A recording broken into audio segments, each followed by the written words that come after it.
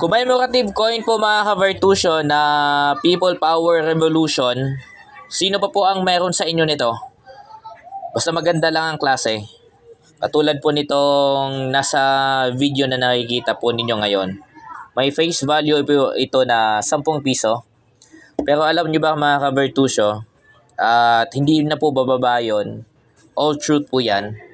Alam nyo ba mga ka-Vertusio na sa subastahan po nito ay nabibenta po ito ng until 70,000. Yes! Ganun po kataas ang bentahan po ng gantong klase ng commemorative coin. Ang People Power Revolution. Ito ay rare to find mga ka-Vertusio dahil kung hindi po ako nagkakamali kasi, noong nirelease po ito ng BSP po sa atin, they only created 250 pieces. And ilan na lang po sa amin, ng mga kolektor or kung sino man ang mga random people na may hawak ng gantong klase ng coin.